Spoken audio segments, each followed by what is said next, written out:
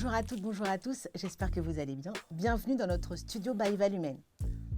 En juin dernier, je vous annonçais que Valumen avait choisi de soutenir, d'accompagner une personnalité qui allait effectivement nous faire vivre des aventures humaines exceptionnelles.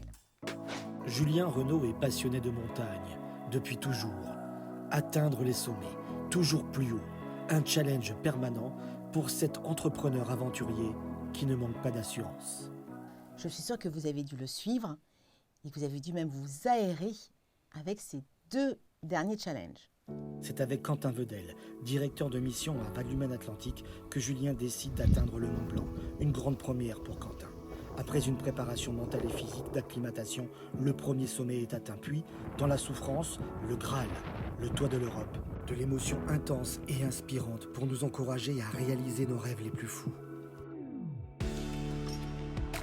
Pour le Ventoux-Man, Julien décide de porter une nouvelle fois les couleurs de Valumen. Un triathlon extrême. 2 km de natation, 90 de vélo et 20 de course à pied. Défi relevé en 8h33 minutes. Julien Renaud. Bonjour Julien, comment Bonjour vas-tu ? Elisabeth, en pleine forme. En toujours. pleine forme ? Oui. En juin dernier, justement, nous t'avons quitté. Tu allais donc faire l'ascension du Mont Blanc. Mhm.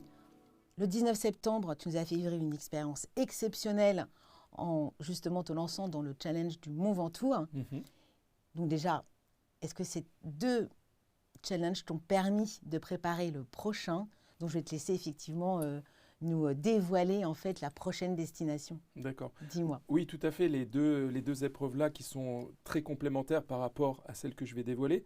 Donc il y a eu une version alpine, le Mont Blanc, qui était très important pour me resituer en haute altitude, reprendre les réflexes du cramponnage, de la cordée. Donc c'est toujours des choses qu'il faut retravailler en permanence, même si il y a de l'expérience acquise.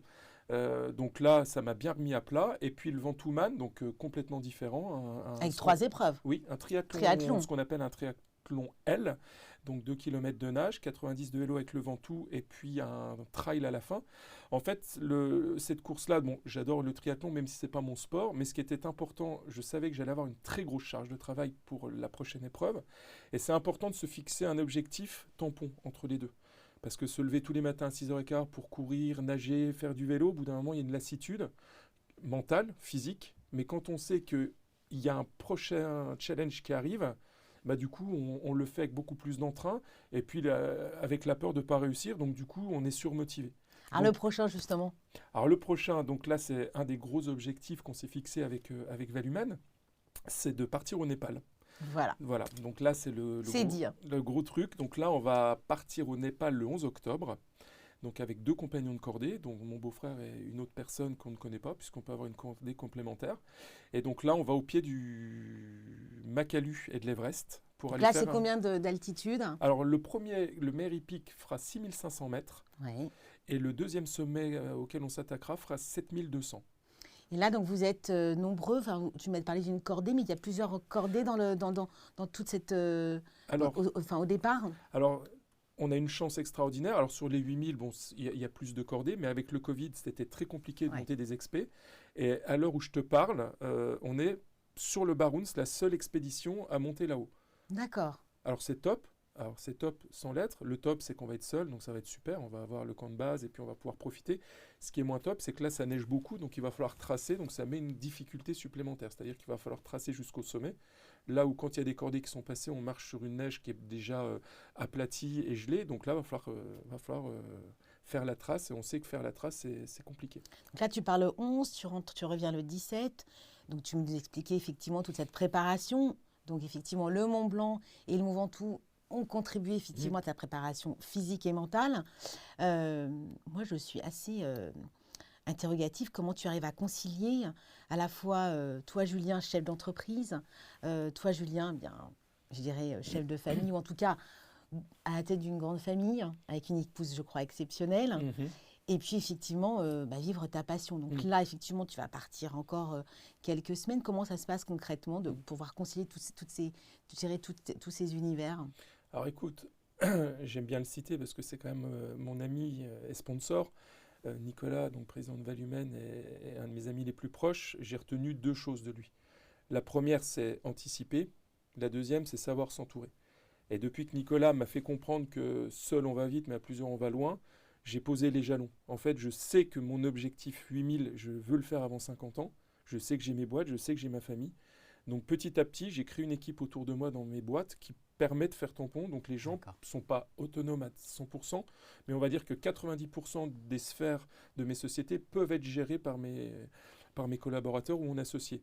Sachant qu'en plus je travaille en famille, donc mon associé je la connais depuis 11 ans, c'est comme une sœur. J'ai ma femme qui travaille avec moi et mon frère. Donc ce côté familial fait que aujourd'hui je pars serein parce que les 10%, j'ai beaucoup de monde dans l'assurance qui pourront aider et qui aideront spontanément. Et puis la sphère familiale, bon, c'est plus compliqué, mais on y travaille psychologiquement tous ensemble. Je travaille avec mes filles sur le côté psychologique en leur disant voilà, c'est comme ça. Et puis bon, elles ont eu un grand-père qui a fait des expés. Il y a leur oncle, puisque mon beau-frère, c'est l'oncle de mes filles. Donc on leur parle. Elles grandissent dans cet univers depuis toujours. Oui, depuis toujours. D'expéditions, de challenges sportifs, dans des univers quand même assez exceptionnels à chaque fois, montagne. Oui, exactement. D'accord.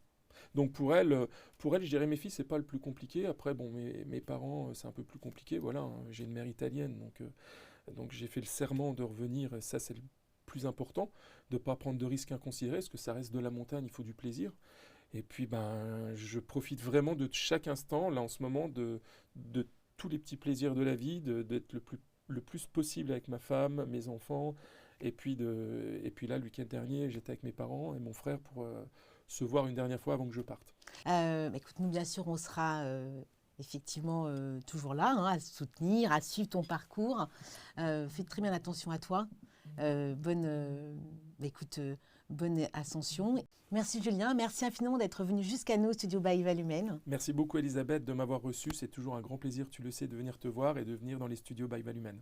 Écoute Julien, nous on sera derrière toi avec toute l'équipe Valumène. On sera là pour te suivre, t'accompagner du 11 octobre au 15 novembre. Mais venez aussi tous nous rejoindre, très très nombreux sur notre page LinkedIn. À très bientôt.